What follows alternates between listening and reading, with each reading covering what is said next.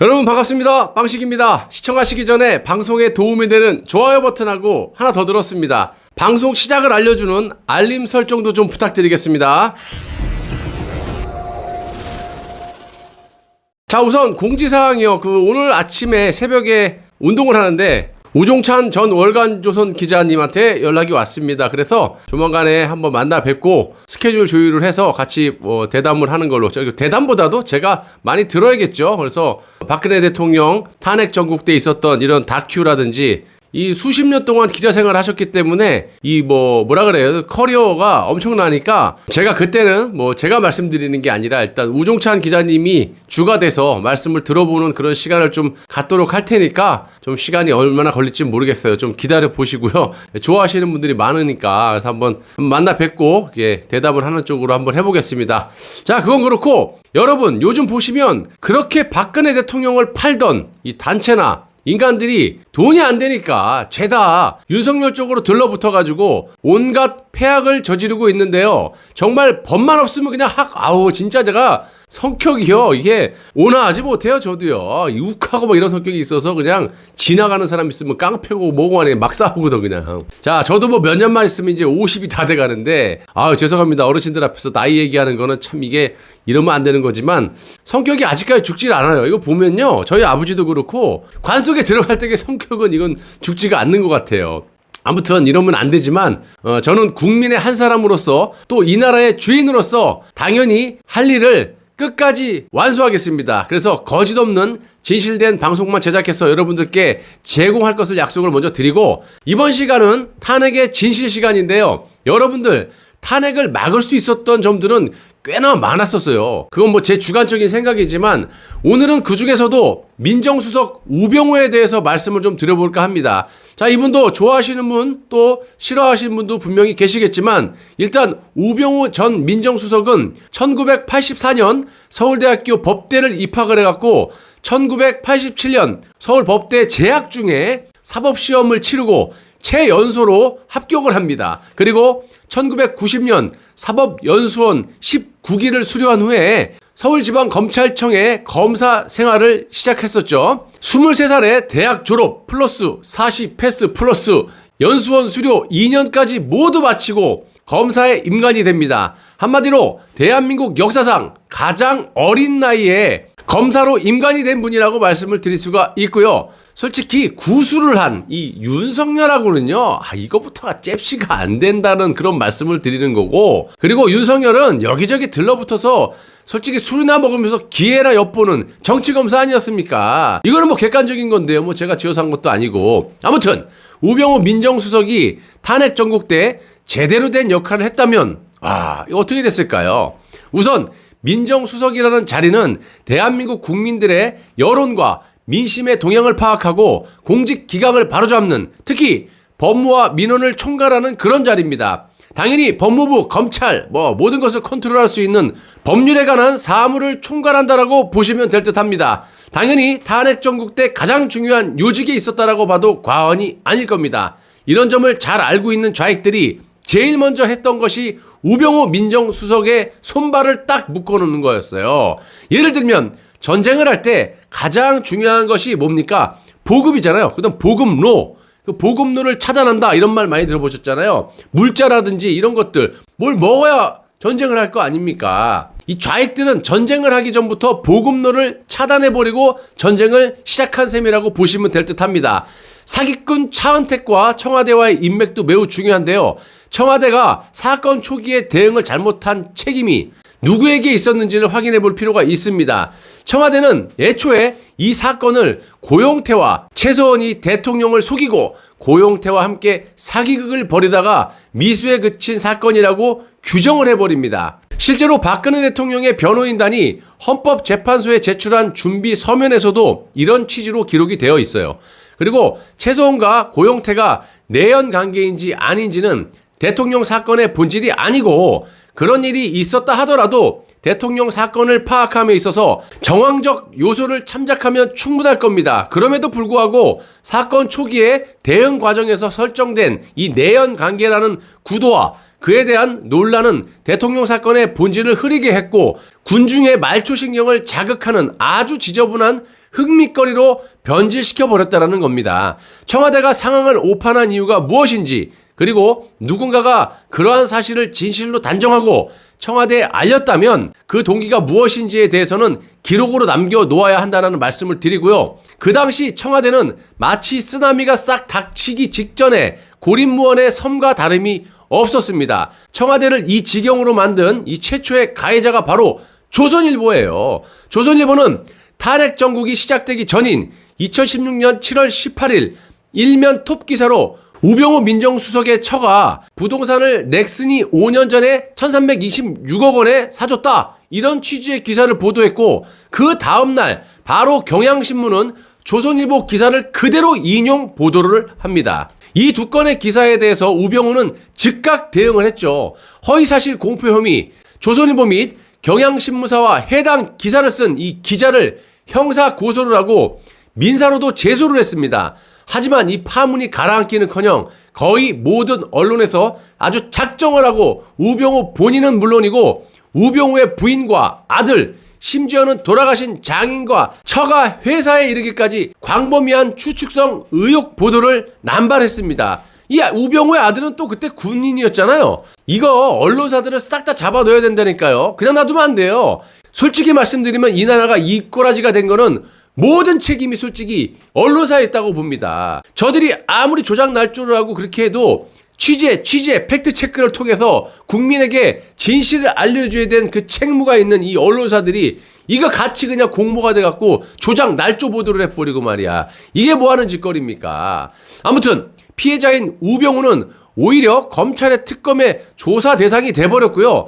의경으로 복무 중인 우병우의 아들 역시 아버지 못지않은 조사를 받았습니다.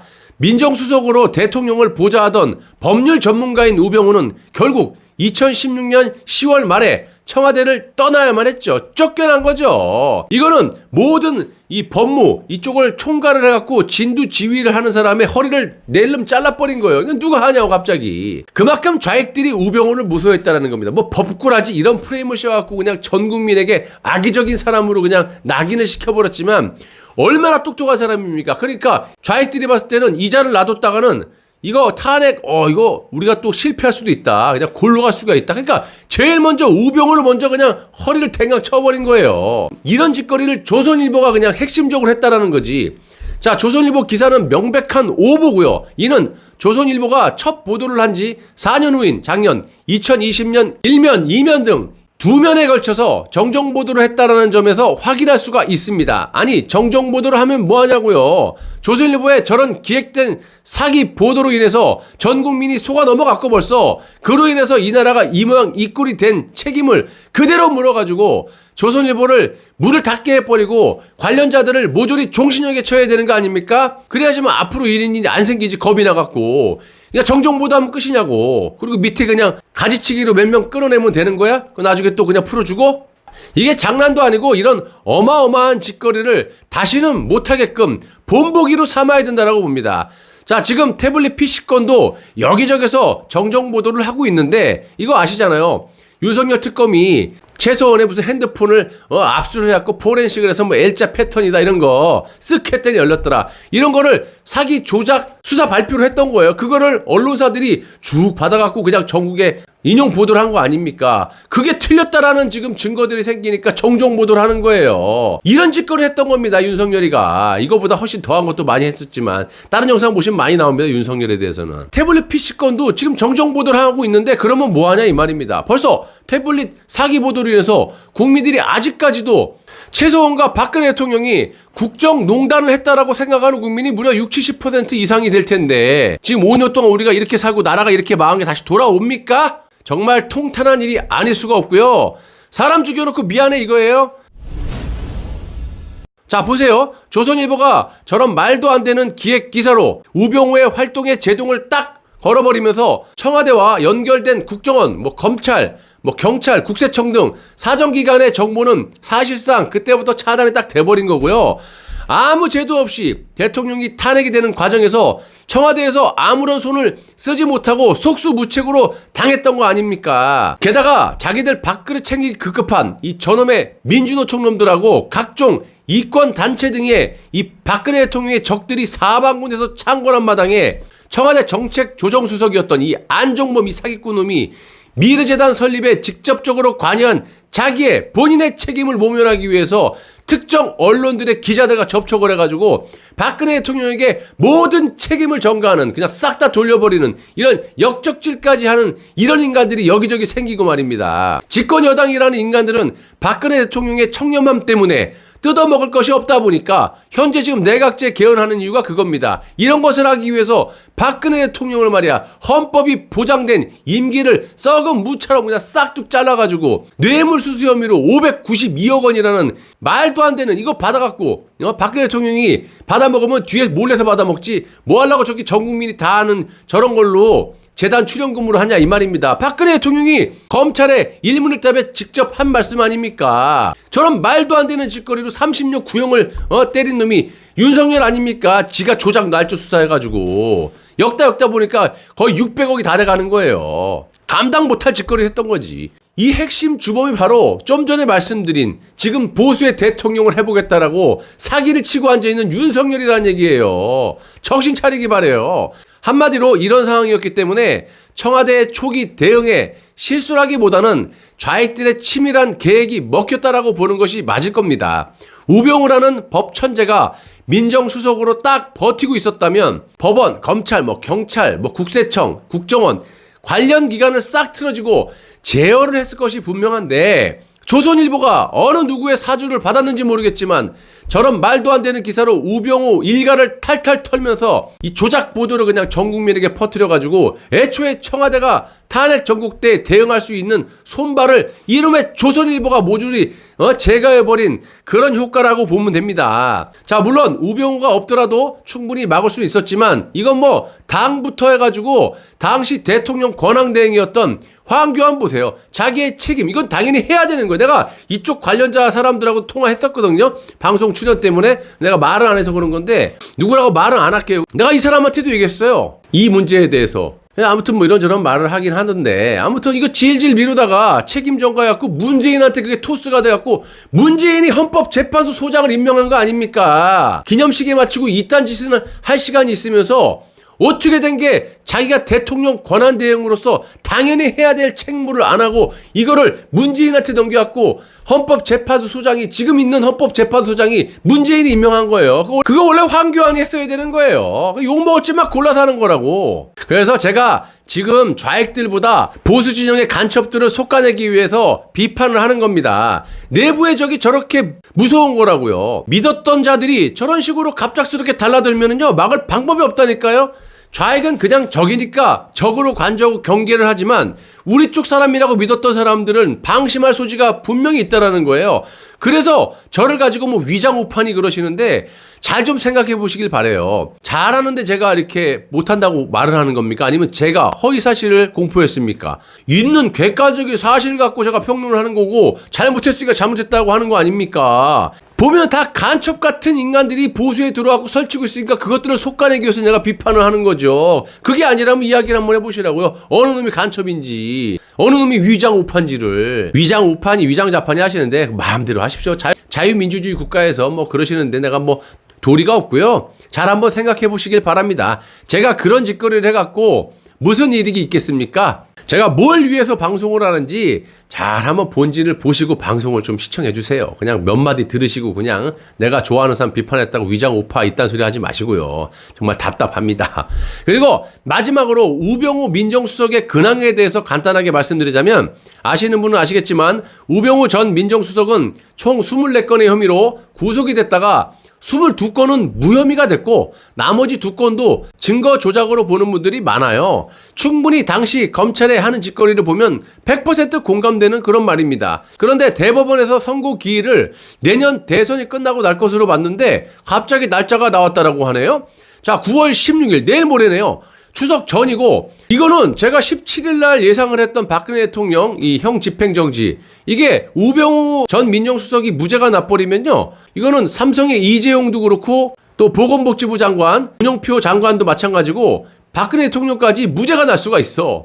근데 뭐 무죄로 빼주진 않을 것 같고, 어쨌든 저들이 잔혹함을 봤을 때는 잘해봐야 형집행 정지인데, 이것도 지금 국민의힘 당에서 막고 있으니까 안 하고 있는 거예요. 쟤네들이 충분히 명분이 있으니까. 제가 아주 그냥 애가 타 죽겠습니다. 자, 뭐 아시다시피 대법원의 좌익들이 많이 질비하고 있는데, 두 가지 예상을 해볼 수가 있어요. 한 가지는 우병우 전 민정수석의 상고를 기각해버리면 징역 1년이라고 하는데, 그렇게 되면 뭐 감옥에 갈 일은 없을 거라고 하네요. 이미 1년을 살다가 나오지 않았습니까? 그러니까 우병우의 상고를 기각하는 그런 이유는 그냥 우병우의 죄가 있어. 쟤는 죄가 있어. 무죄가 아니야. 이런 뭐 명분 쌓기 위함인 거로 보이는 거고, 우병우의 발목을 또 잡을 수도 있는 그런 목적일 수도 있어요. 또 한 가지는 우병우 전 민정수석을 이재명이처럼 무죄 취지로 파기환송을 해버리면 어떻게 되겠습니까? 나라가 뒤집혀지겠죠. 죄가 없는 사람을 죄인처럼 손발을 묶어버리고 대통령을 탄핵을 시켰으니, 그리고 직책이 민정수석이잖아요. 그냥 그 사람을 아주 계획적으로 묶어놓고 탄핵을 시켰다라는 명분이 생기기 때문에 이거는 명백한 사기 탄핵이 되지 않겠습니까? 자, 윤석열이 위증 교사를 한 보건복지부 장관 문영표 건도 대법원에서 들고 있다라고 합니다. 그분도 마찬가지 무죄가 나오면요, 이재용도 무죄고 박근혜 대통령도 무죄가 되는 거 아니겠습니까? 과연 어떤 판결이 나올지 모르겠지만 우리가 좌익 판사라고 해서 무조건 비관적으로 볼 수는 없는 거예요. 왜냐하면 탄핵 전국대학으로 확연히 틀린 분위기라는 말씀을 제가 드리잖아요. 수많은 증거와 팩트들이 다 드러나 있기 때문에, 아니 미쳤어요. 얘네들이 언론사에 체면이 있는데 정정 보도를 하게. 그만큼 확실한 증거와 팩트가 있기 때문에 정정 보도를 하는 거예요. 지들이 살기 위해서. 이것들도 마찬가지예요. 좌익들이 더 얍삽하다니까요. 지들 살기 위해서는 판결이 어떻게 날지 모르는 거예요, 여러분. 그래서 우리가 끝까지 투쟁을 해야 된다는 겁니다. 함부로 대법원에서도 문재인 쪽으로 판결을 내리기 쉽지 않을 거다, 이런 말씀을 좀 드립니다. 자, 여러분들, 거짓은 진실을 이길 수가 없어요. 박근혜 대통령이 보이콧을 하시면서 하셨던 말 기억나시죠? 시간이 좀 걸리겠지만 진실은 꼭 밝혀질 거다. 지금 5년이 다 돼가도록 아무 말씀도 안 하는 거 보시면 얼마나 독을 품고 계시겠습니까? 생각 없는 문외인간들은 어떻게 하든지 탄핵의 진실을 묻어버리기 위해 가지고 또 돈줄 대는 윤석열 뭐 이런 데 가갖고 걔네들 사주를 받고 그냥 무조건 맹목적으로 그냥 하는 거예요. 어저께 박근혜 대통령 사랑해요 했던 인간들이 오늘은 윤석열 만세를 부르는 거 보면 모르겠습니까? 저런 것들이 인간이에요. 아무 생각 없이 그냥 돈이면 그냥 왔다 갔다 하는 인간들이에요. 저것도 싹 다 같이 묻어야 돼요. 그리고 상식적으로 생각을 해보세요. 박근혜 대통령이 저들 말처럼 뭐 탄핵에 대해서 이제 뭐 포기했다 뭐 이랬으면 진작에 들쳐서 나왔고 편하게 살지, 뭐 하려고 5년 동안 저러고 묵묵부답으로 계셨겠습니까? 말이 안 되는 그런 소리 짓거리려면 니들끼리 모여서, 뇌 없는 인간들끼리 모여서 그런 작단 모의를 하기를 바라고 기회를 엿보고 있는 것이고요. 이번 주부터 장시호, 최소원의 태블릿 건부터 하나둘씩 이제 법적으로 쪼여나가는 겁니다. 보십시오.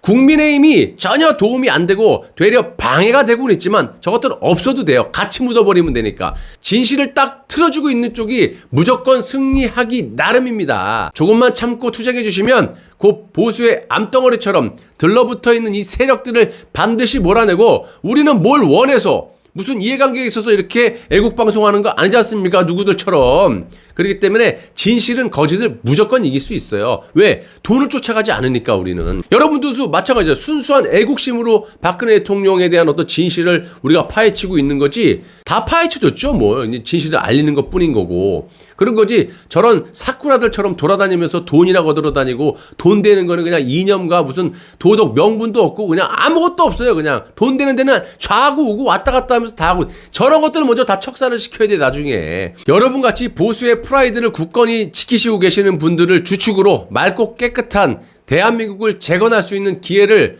반드시 만들어야 되고, 그 기회는 곧 옵니다.